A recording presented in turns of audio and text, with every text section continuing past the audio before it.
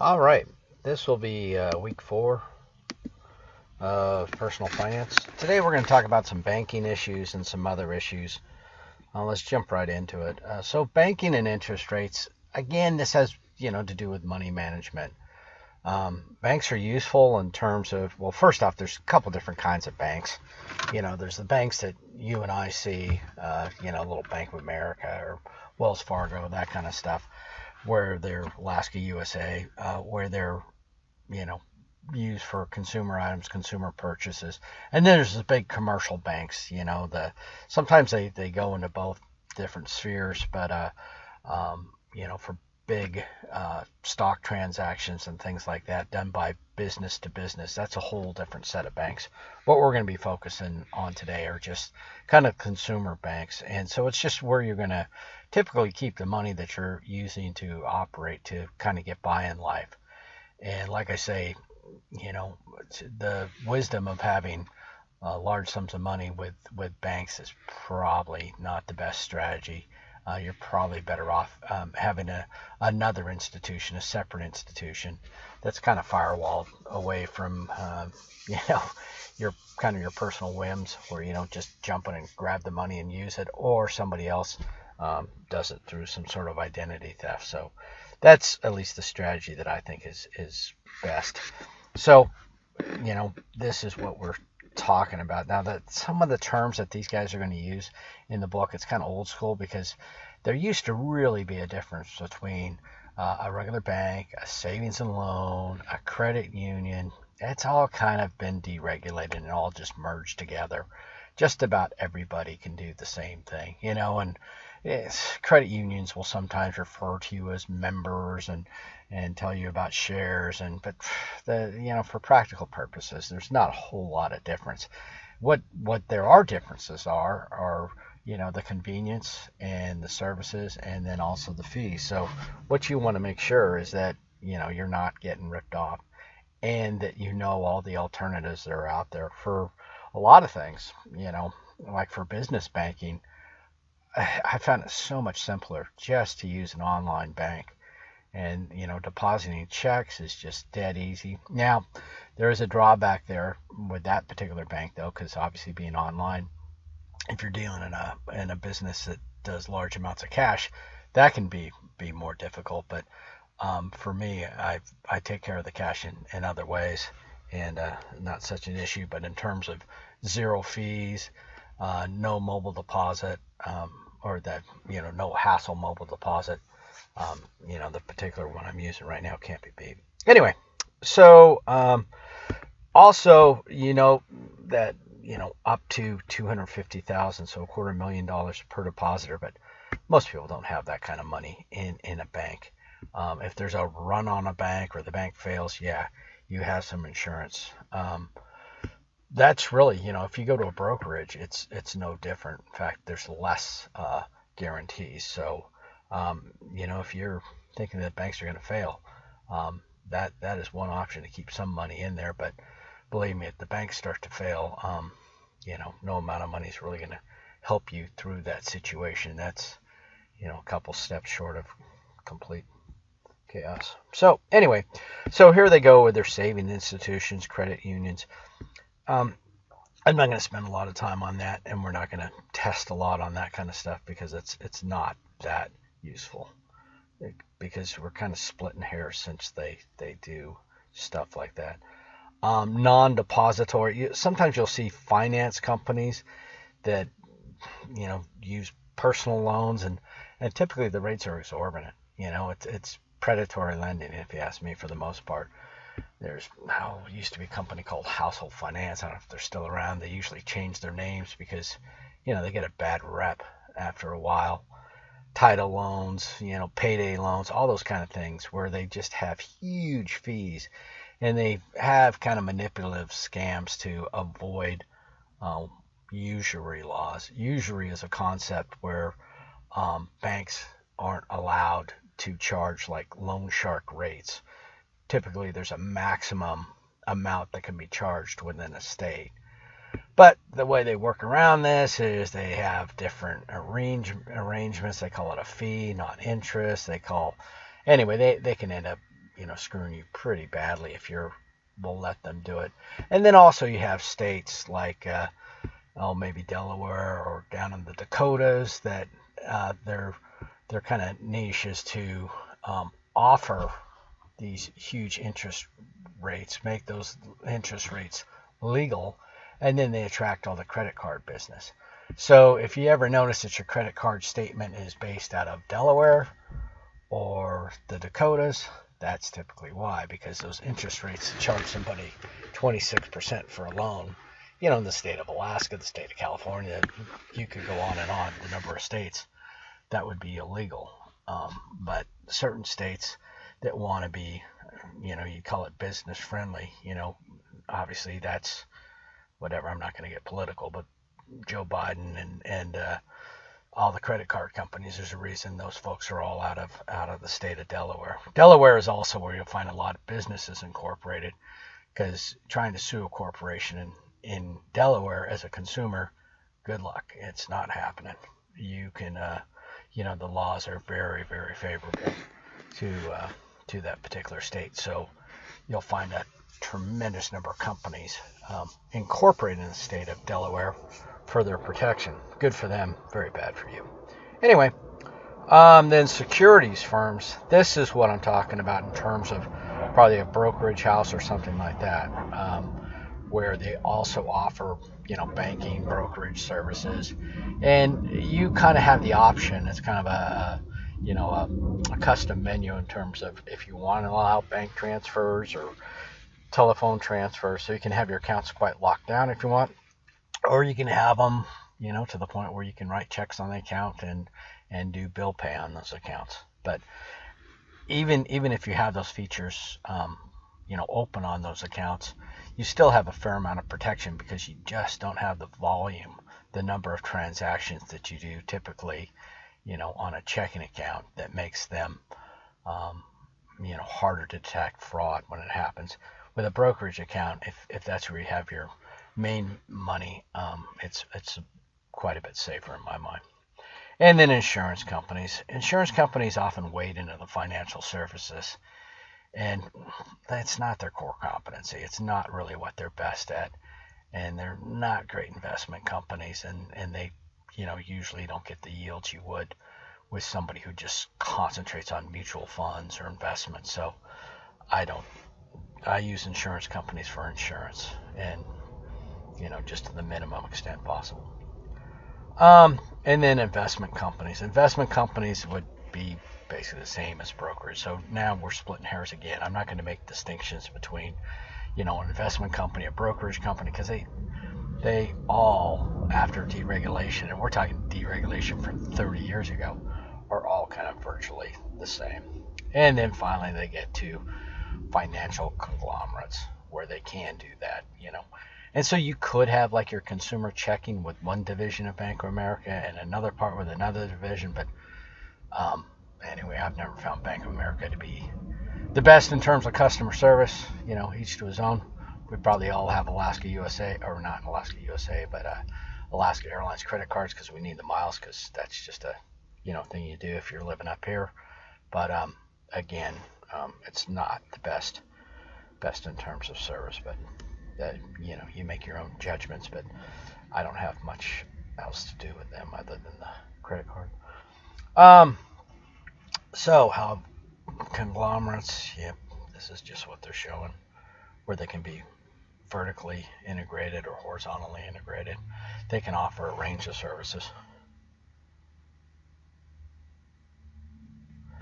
But checking services. So, checking accounts are typically what you need to get all your bills paid. Now, actually writing checks, I think, you guys are more attuned to this than previous generations. In fact, when we were teaching, in class, I guess he was Dutch or Danish. Anyway, a student asked me the whole concept of checking. In Europe, it's just not done. They typically do everything with, it's kind of a credit card, kind of a debit card, kind of a hybrid. Typically, it's not going on credit. It's drawn from your account. But their credit cards typically are always chip and pin. So even in a restaurant setting or whatever. If you use a credit card, you'll not only use the card, but you'll also type in a PIN, so it's a little bit more secure. Let me see. But anyway, checking accounts are where you have quite a bit of volume of money going in and out. And normally, any company you're going to work for, they're going to insist upon direct deposit that typically is going to go into a checking account. Paying bills on time, certainly. So it's especially important with credit cards because you can avoid all the finance charges if you pay it within that cycle. And also, it's just helpful to keep things on time because you're going to screw up. We all screw up. You're going to be late on something. And, I have pretty much 100% success rate of avoiding those fees because you call them up and you say, hey, looks like I was charged, $20, $25 for some late fee. Is there an issue here? You don't have to claim, oh, it's all a mistake. Just say, is there any way to get that waived? And what they'll do is they'll look back at your previous thing, and if you don't have any other late payments in the past year, they'll, 9 times out of 10 just say, oh yeah, let's just waive that. So that's why it's good to stay up on your bills, because when there is a problem, when there is an exception, if you've been on time all the previous occasions, then you're good to go. If you try to do that every month, yeah, they're gonna hit you. And then we know about debit cards. Debit cards are written like checks. And there used to be a concept of floating checks where you wrote a check and you bought yourself a little bit of time because it took the bank a couple days to process it. Now everything's done electronically. That's not going to work. So debit cards, I use credit cards almost exclusively. The problem with debit cards is sometimes the protections are not as good. And,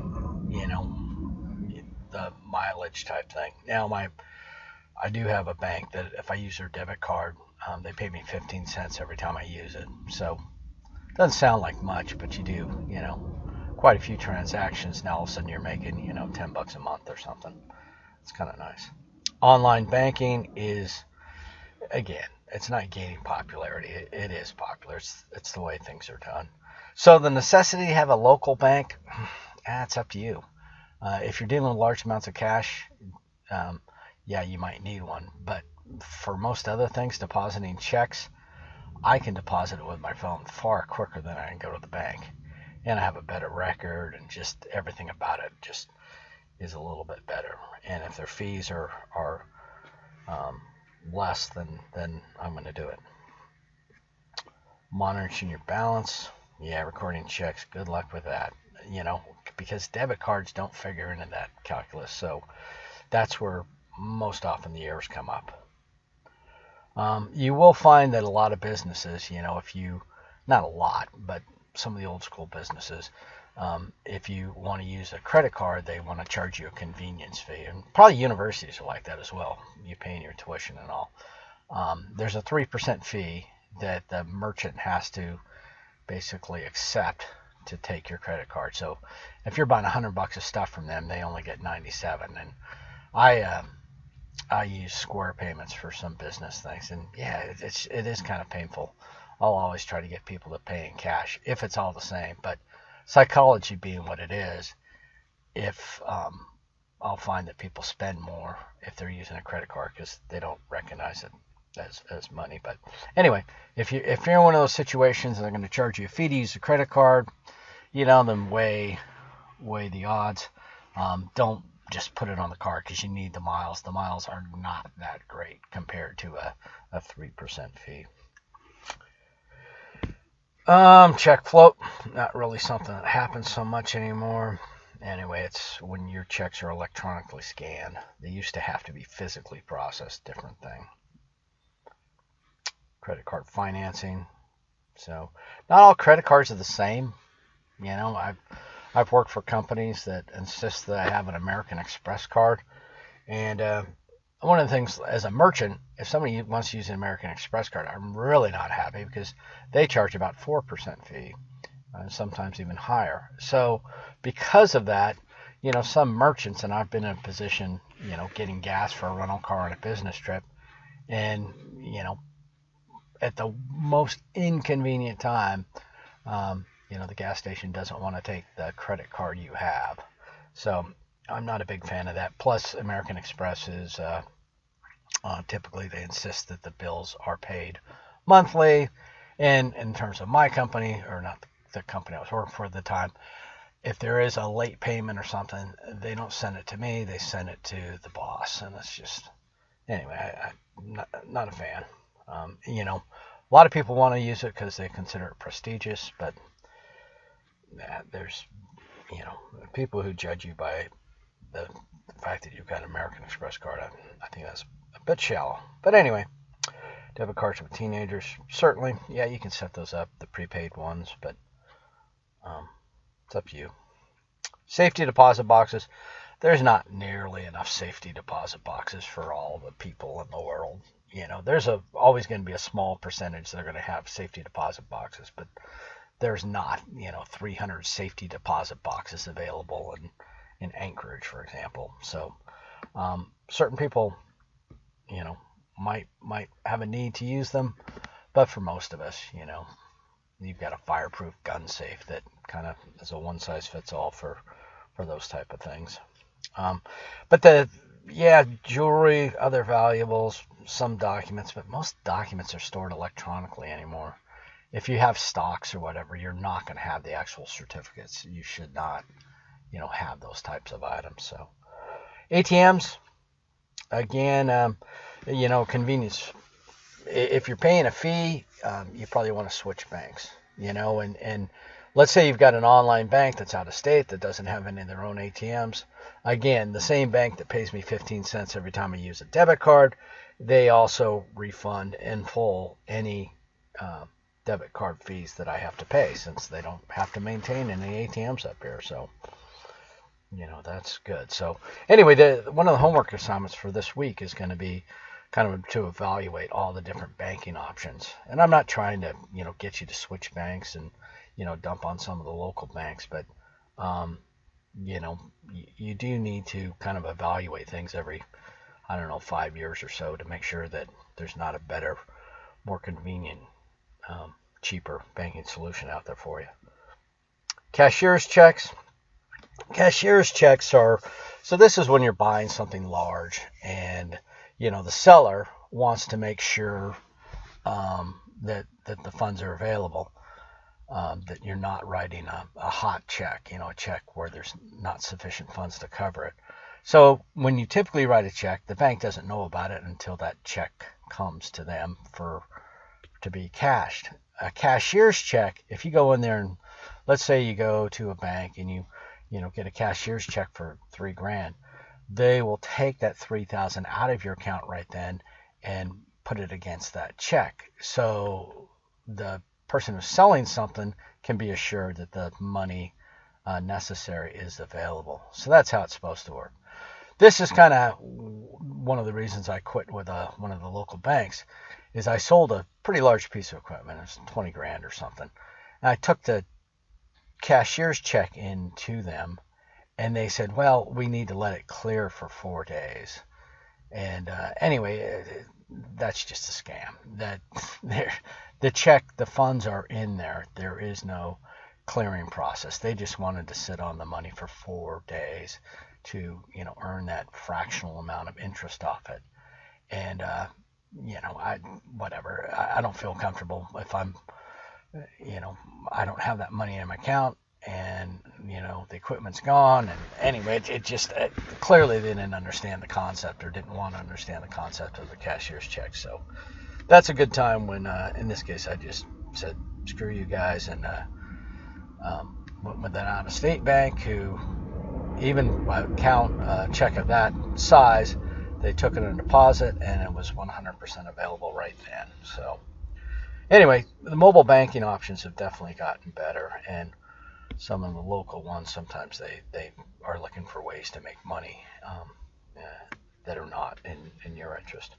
Money order, yeah, most of us don't deal with money orders. Maybe every 10 years when you got to get a new passport. For some reason, State Department or somebody like that might insist upon money orders. If you're regularly doing money orders, then you're probably not in the higher tier of financial world. Nothing against that, but there's a lot of people out there that are what they call unbanked. And so there's, you know, things like maybe Walmart that tries to do some of these banking services, some of the remittances, some of the other things that cater to people that don't have bank accounts. But for the most part, yeah, money orders are kind of a clumsy, um, time consuming manner of trading money. These guys, they don't even get, Venmo and all the other things that are far easier to transfer money around with less fees. Traveler's checks.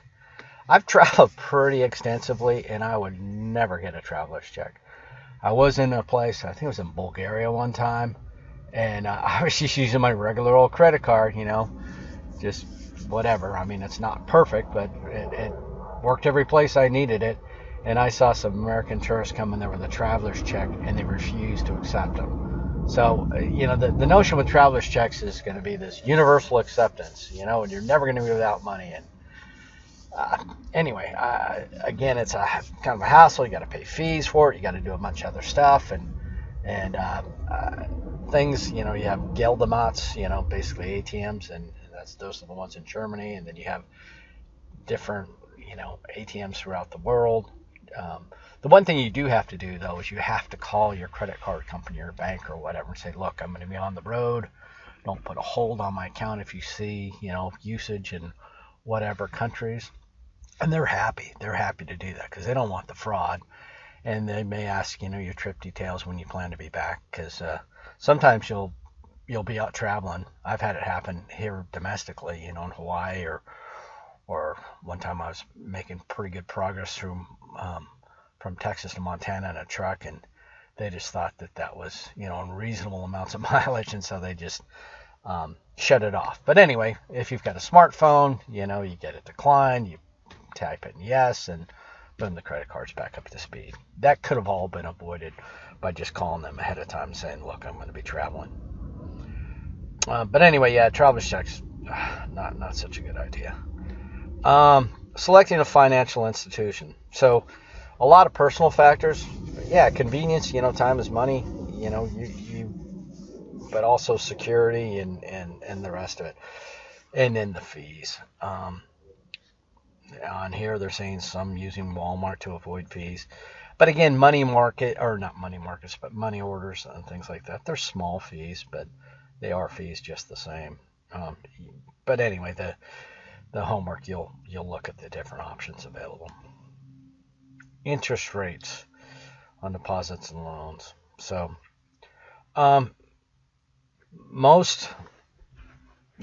what banks want to do is they want you to agree to be paid a lower interest rate for a longer period of time. So if that makes sense, that's the most advantageous to them, is to lock you into a low rate for a long time. So they have things called certificates of deposits that may go out, 2 to 5 years, and they'll pay you some interest rate that is higher than the daily rate, but not probably higher than the forecast rate. Rates right now are quite low, at least they have been, and as they creep up, if the bank has got you committed to keeping your money with them for, say, 2 or 5 years at the current low rate, and they don't have to change that as rates go up, they would be happy to do that. Interest rates, yeah, this risk-free rate, that's kind of a rate that's not available to us. That's between, bank to bank, where, they're established institutions, the risk of failure is quite low, and they're not, too worried about it. So their risk of loaning money is quite low. So, there's a couple factors that go into the interest rate. One being the actual market rate, what the interest rate is for renting that money. And then the second part would be the risk of default. That means you just flaking out and not paying it back. And That's why this risk-free rate means that they're assuming no default rate between the banks. If there's a customer or consumer involved, regardless of your credit rating, there's still some amount of default risk. And if you've got a crummy credit rating, then your default risk is considerably higher, and the rate they're going to charge you is considerably higher based upon that. So that's that risk premium, and then the loan rate. And they're saying sort of the same thing here. Individuals with poor credit history pay higher rates. So let's say you're going out to buy a car and you see some car lot says, we'll finance anyone. Well, let's hope you're not anyone. Let's hope you're well above average, and you don't necessarily want a place that's offering credit to people who can't afford it. So they have to up their prices or up their rates to cover the fact that they will loan to anybody. So impact of the economy. Yep. Anyway, there's anticipation of which way rates will go, and so they factor that into the rate. If they're going to loan you money at a very low rate, that should make them a bit nervous, because the likelihood that those rates are going to stay low 5 years into the future are quite low, especially right now with inflation definitely starting to pick up. Once that's fully realized in the economy, it's going to have some pretty adverse effects. Twisted perception of risk premium. So I'm not going to spend too much time on this, but the deal with any, I sound like our friend. Anyway, any investment, there's a premium paid for taking risk. Now, as long as the risk is acknowledged, if you're getting, say, 20% on an investment, you're probably enduring quite a bit of risk for that. If you're getting, 0 or 1% on investment, it's probably a quite low risk investment. But what people often forget is if you're getting 0 or 1% interest, your exposure to risk is, the fact is that inflation is higher than that. That you're not, you're not treading water. You're not staying even. You're losing money because inflation is eating away the buying power of your money. So you've got to be making at least 3% on your money, or else you're losing money. So 3% is normally kind of the notional average interest rate. Right now, some of the interest rates, on some of the commercial products and stuff are at least 8%. And you all know fuel and lumber, I guess, is kind of coming down, but it's still a couple times what it was. Groceries, all that stuff is just going up and up. So interest rates and risk. Yep. Term structure. So that's what I was talking about with the different, there's always a time factor. Short-term interest rates and kind of long-term interest rates. If you're willing to invest money for a longer term and pay a penalty if you withdraw it early, you will probably get a higher rate, because they know, they like that stability, number one, of having your money for a longer time. And they also probably forecast that the rates are going to go up. And the amount of interest that they're paying you that's agreed upon today is probably going to be less than the market rates at some time in the future. Shifts in the yield curve. Yeah, most things are done online, but Wall Street Journal obviously has a presence. But Google Finance or things like that. Loan rates, again, easily obtainable. But if you're looking to buy a house, it can make a huge difference. Your monthly payment can go up or down quite a bit.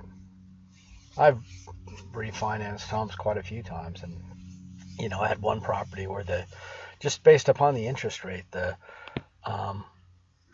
monthly payment went in half. It was whatever, just from the interest rate change by refinancing. So You have to pay attention to that. It has an effect on prices too. Low interest rates tend to boost home prices. That's why we're having the high home prices right now, because interest rates are low, so more people can buy homes. If interest rates go up, there's a lot of negative consequences, but one of the things is housing prices tend to go a bit lower because there's fewer people who can afford it. Now, what's happening now is you have people paying way above even the asking price in these, almost auction type situations in some of the markets. So right now is probably not the best time to be buying a home. Why interest rates change? Monetary policy. So the Federal Reserve, they try to control the economy by adjusting the interest rates.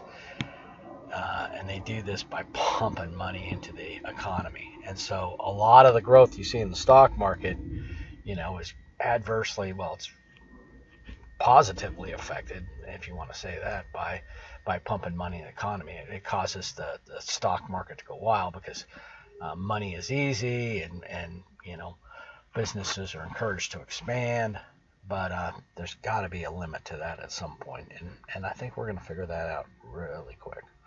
Anyway, so they affect the money supply.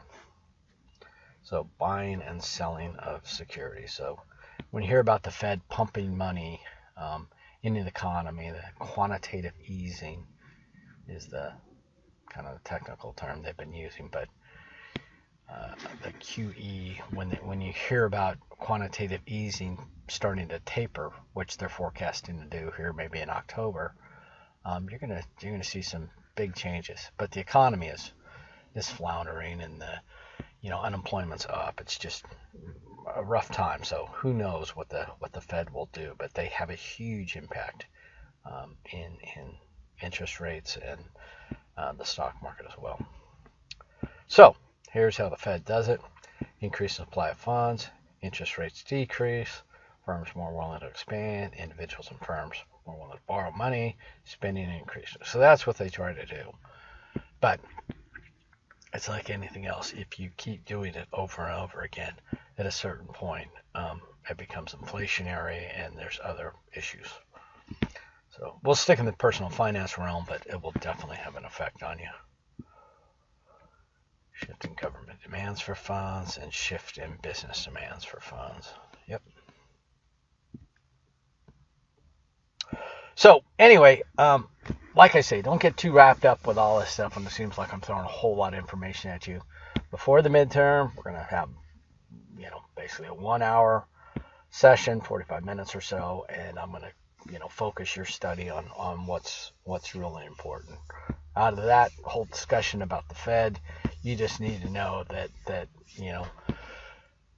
the Fed is a pseudo-governmental agency, definitely, attached with the government, but some private aspects. But the Fed chairman is, set by the government, the person in charge, and great pressure exerted upon them. So the government has a great effect on interest rates and,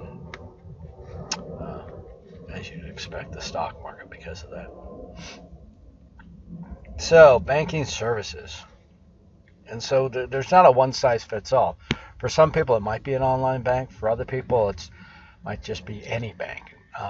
For me, it's quite easy. I don't expect much out of a bank. All I want them to do is, transfer the money around, get my bills paid. I'm not looking for interest out of them. I'm not looking for any investment advice. I don't need any of that.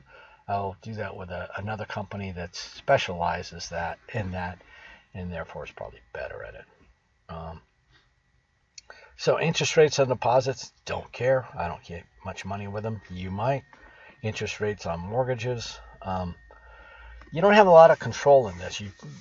Typically, if you're going to buy a home, you go to one of the local mortgage type people, be it like, say, a home state, residential, somebody like that, and you get pre-qualified so that you can buy the home. You have to do that. Otherwise, you're just not really a serious buyer, and you're going to have trouble, even buying a home, and you don't know what you can afford, and you're not going to have one of the better agents even want to help you out because you don't really appear to be, serious about the whole situation. So anyway, you go into one of those people, you get pre-qualified, probably a credit check, $50 or something, good to go. Then the whole loan process, if you actually buy something, that takes place.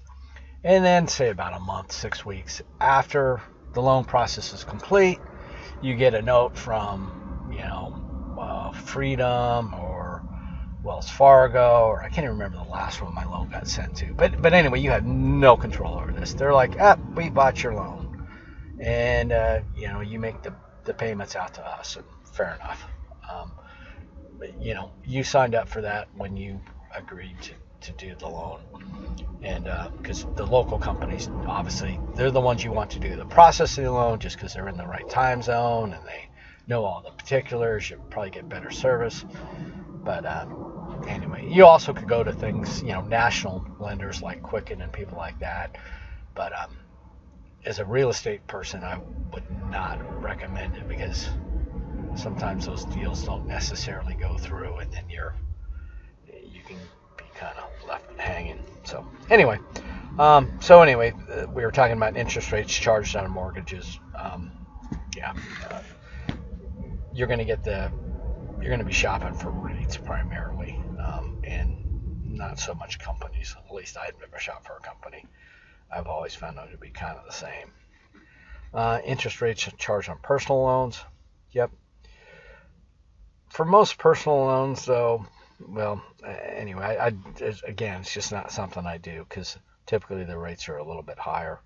But if you're going to buy some, like let's say a four-wheeler or something like that, shop around, see who's got the best rates, and that may change your banking decision. That's often something they use to, get people as customers. And if their fees are good, convenience is right, why not use them? So, fees charged on checking services. Yeah, if they're charging you fees, there's big difference in banks here. There's differences in ATM fees, the rest of it.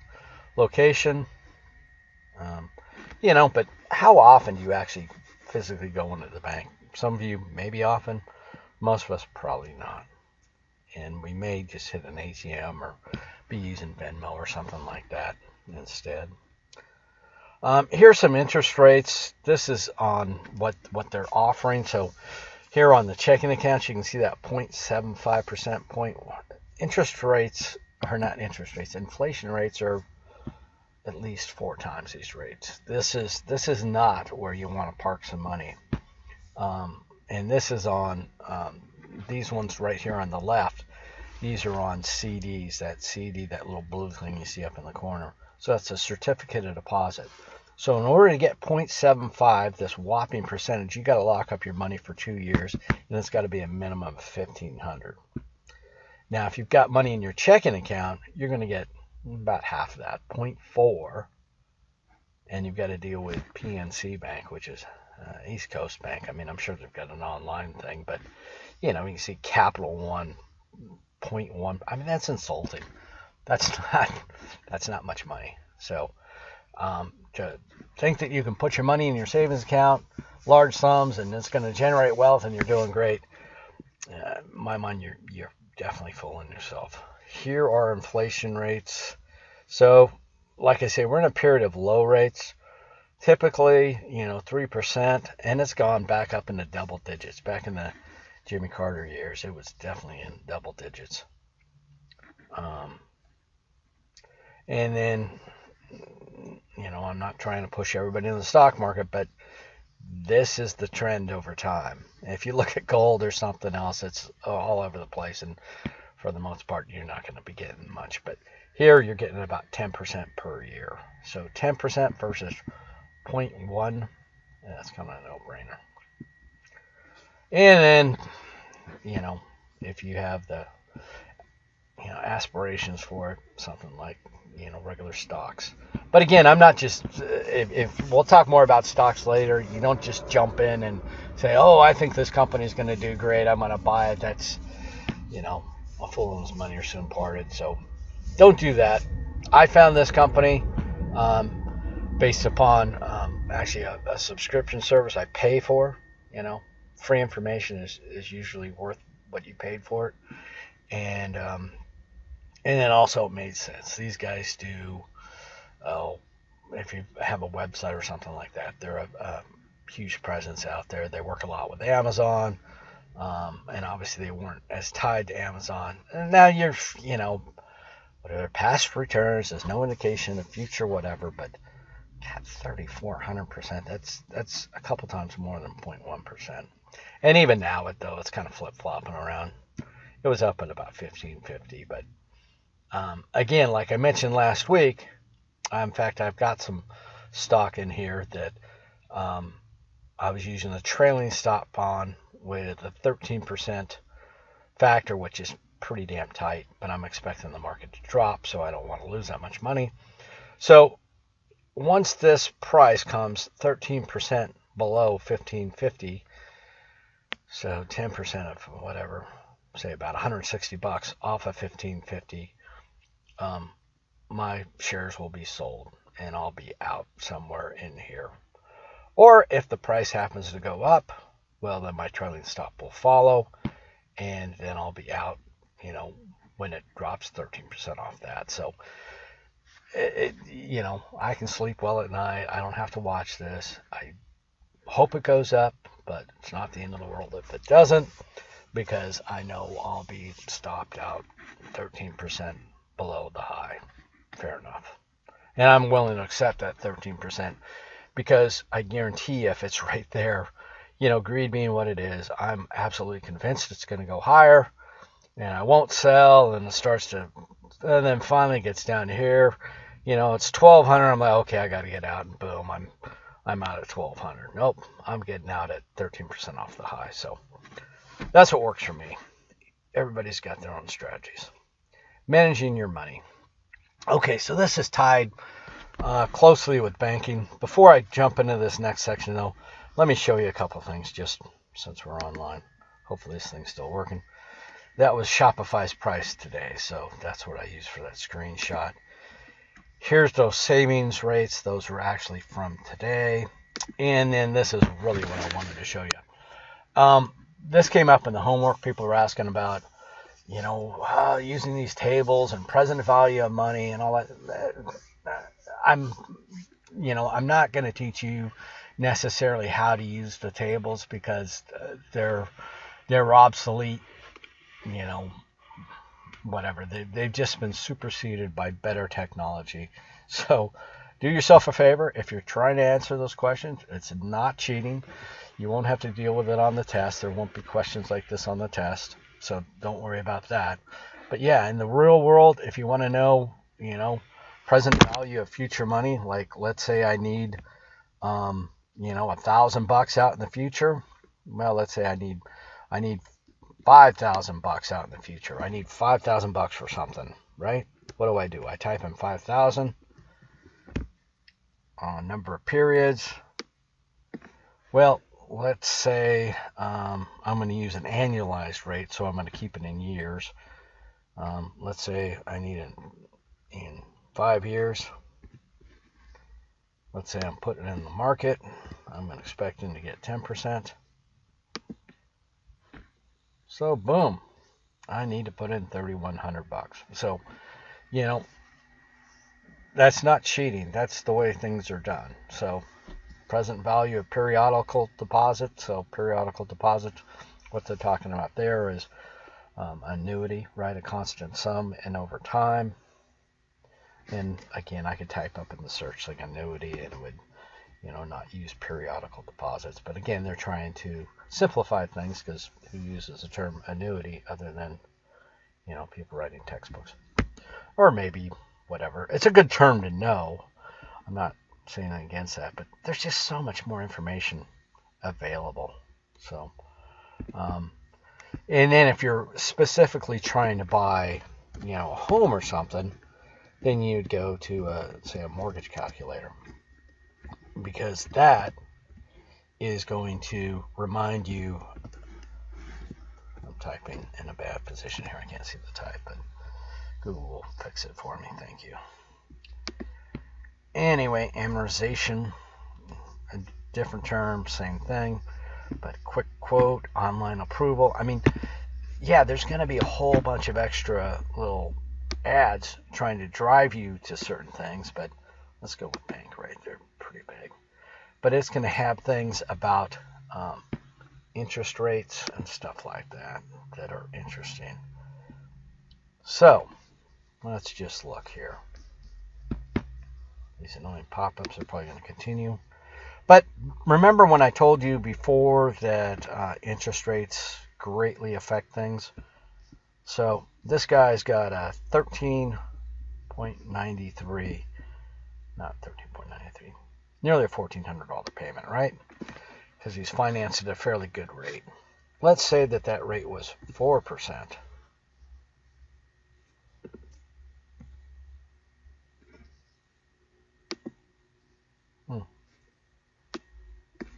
Let's say he's got a, I mean, you can just see how the interest rates will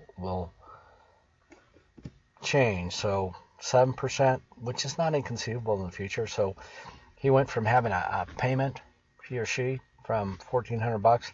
Now they owe 600 and something more per month based upon the interest rates. Let's say I'm going to say 2.75, 1360. Let's say interest rates in the next year go up to 5. I mean, anyway, this is far quicker. I'm trying to save your brain bites for other tasks because this calculation can be done so much quicker with an online calculator rather than, a square rule or whatever we call slide rule and the rest of that stuff. We're not trying to build things, I guess. Anyway, so don't get wrapped up with the homework questions. However you can answer the questions, it's not cheating. That's the way things are done. And there you go.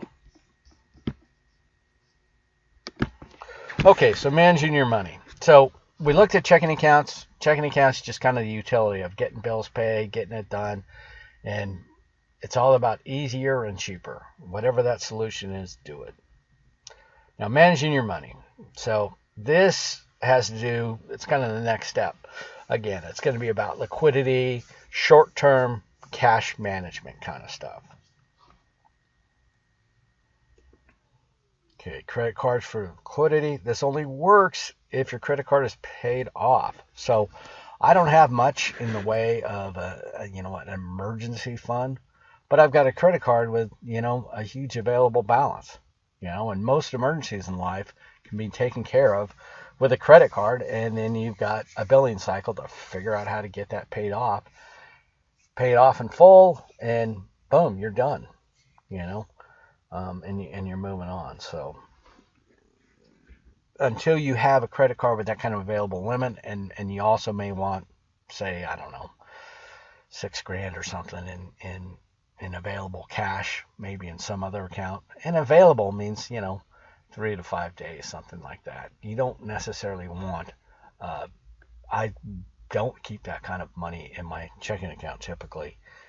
I'd rather have it in a different account where I can transfer it over and not have it at risk.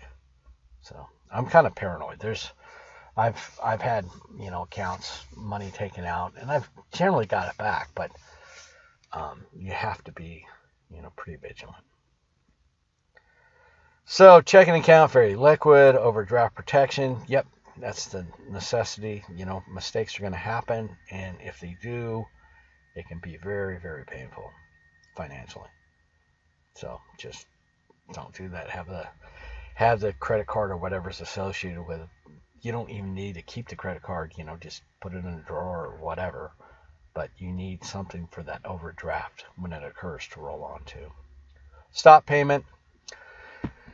Not very often used. What happens here is you go to the bank and you tell them not to honor that check when it comes in. Now, if you are doing some sort of fraud where you actually took the goods or services and now you just don't want to pay for it, so make sure you're in the right if you do a stop payment. I've done this before when I lost a check. Customer wrote me a check and a couple grand or something. I'm like, I'm sorry, I lost it. I'll, give you $5. to cover the stop payment fee because the bank's probably going to want something for it. And they were kind enough to write me another check, and I was more careful after that. But once they put a stop payment on it and the check hadn't cleared, well, the check will not clear. The check will bounce if it's presented. But I knew the check was lost, so I knew it wasn't going to show up at the bank. Direct deposit, we know about that. The fees and no interest on most checking accounts. Who cares? Because I don't keep enough money in there to worry about it. Now, okay, so we're going to get into some of these accounts where they have these fancy marketing terms that are kind of meaningless because they mean one thing at one bank and another bank. So just a checking account. Savings deposits, yeah, slightly less liquidity. They're still going to be under 1% interest. So you're only losing 2% on your money each year rather than the whole 3%, but not much better. CDs, I showed you a CD. Again, they weren't breaking that lofty 1% threshold. In inflationary times, just not a great place. Very secure. Maybe if you anticipate, the market really collapsing in the next couple months, a CD is not going to work for you because they're going to lock up your money longer than that. But there is some wisdom in keeping cash sometimes too, especially if you're investing in crypto or something like that. If you're not buying the dip, you're not, if you're not buying at a low point due to the volatility of that stuff, then you're not quite doing it right. But for most reasons, there's no reason to keep large amounts of cash. Money market demand accounts. So when you set up a brokerage firm, when you have another account where you're going to have your investments, and maybe it's going to be mutual funds, maybe it's going to be direct stocks, maybe it's going to be whatever investment vehicle they have, there's always going to be kind of a parking spot associated with that, where if different investments are bought and sold, they kind of go to a holding fund to sit and kind of wait. And that's usually a money market account. And they usually do pay, interest better than a regular checking account. But they'll usually have limits on the amount of volume you're going to be putting through there. Treasury securities, so backed by the full faith and credit of the U.S. government. So not a whole lot of risk, but not a whole lot of gain either. But T-bills, T-bonds, stuff like that.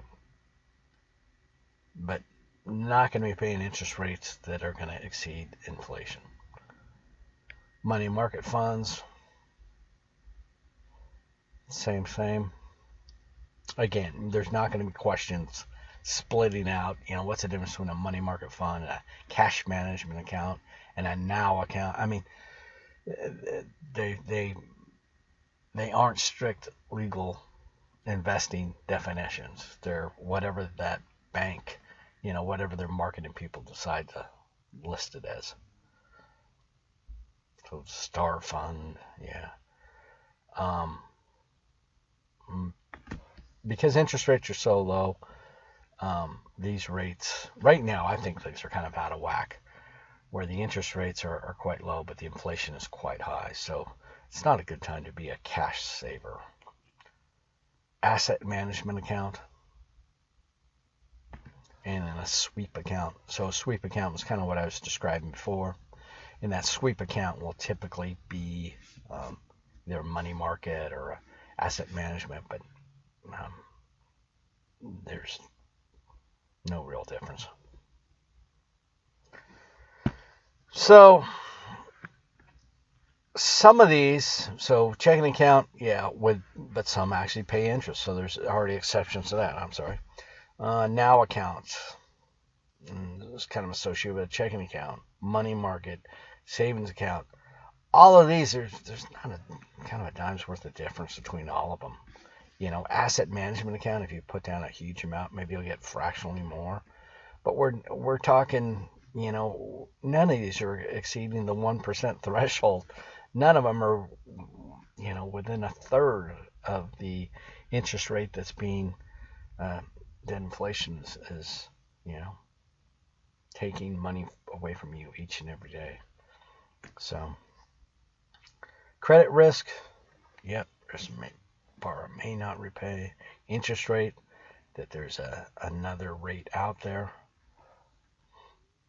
and liquidity risk. Again, not all of these things are factored into the interest rate that's paid or on borrower.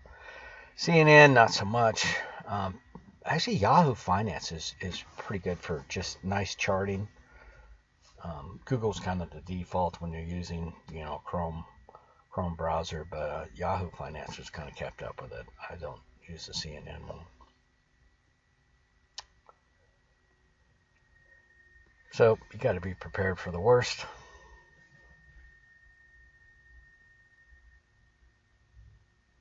Yep, we know the economic effects.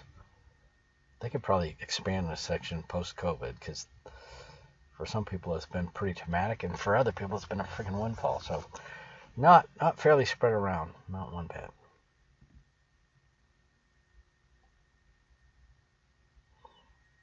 Yep. But what I don't like about this is, again, that they don't explicitly say that if you do nothing, safe is not always the best approach.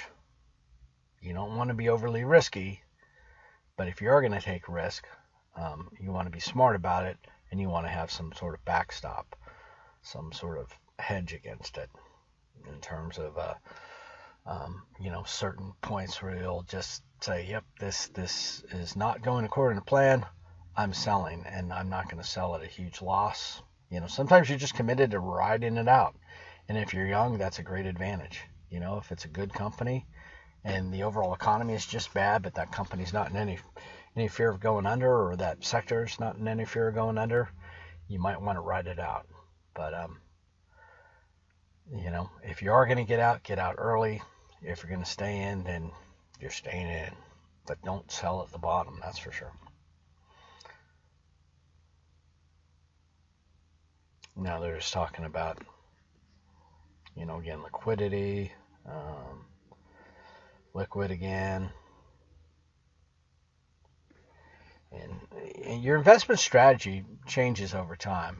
I have some retirement accounts, and they look at my age based upon the risk I'm willing to endure, and it always says, I'm in too risky of investments. But depends on your situation. If you've got some retirement income, or you've got some property or something that you could deal with if things really went south in a hurry, then yeah, you can take more risk. Now, for most of you, you're also younger, which means that you can go for a longer term picture, and they would typically recommend that you be in more growth stocks and exposed to a bit more risk than somebody who's creeping up on retirement and may need to draw the money out quickly. Yep. I don't necessarily agree with this, but anyway. Access to funds. So it depends also how much money you got.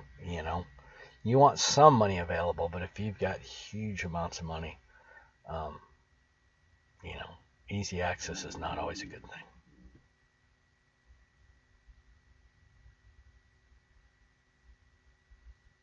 Chance to look at that.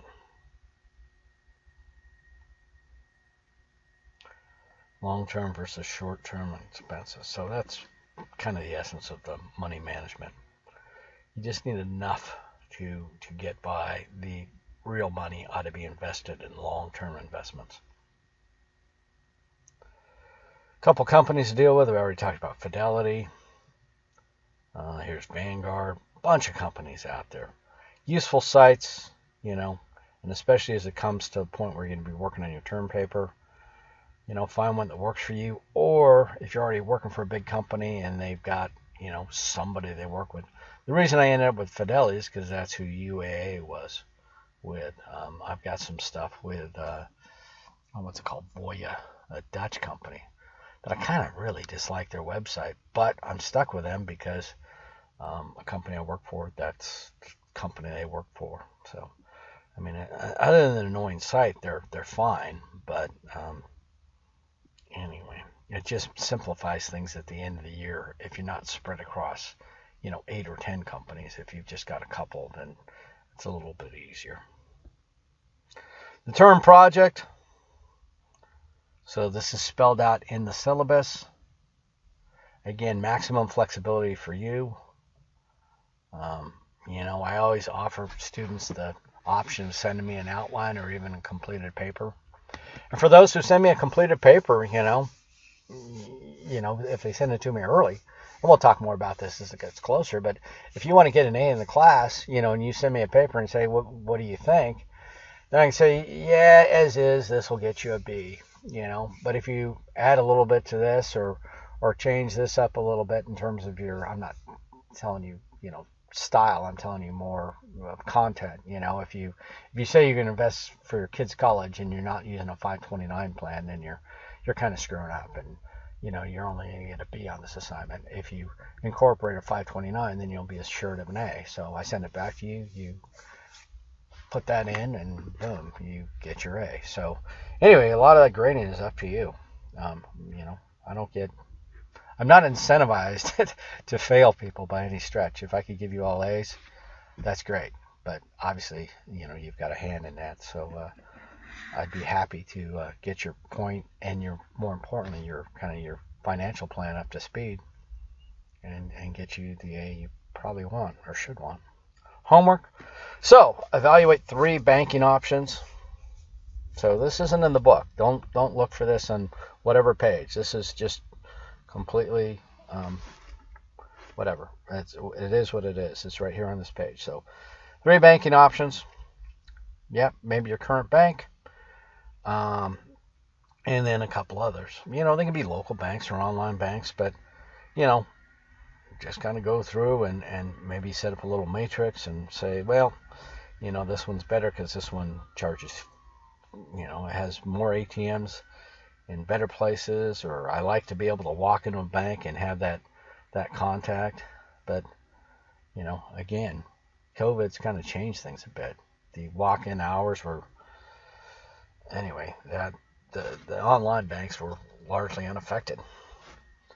If you like to talk on the phone, though, God, that's impossible anymore. You have to be able to do stuff strictly online or through text or chats, because trying to call any bank,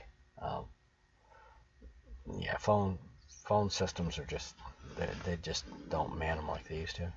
Overdraft protection. Anyway, and then put it all down in a not in a huge paper, but we're talking, 1 page worth of information. And that 1 page should just be a chart, or it can be, a narrative, however you want to do it. But just look and see what the options are. And that's it. Good luck.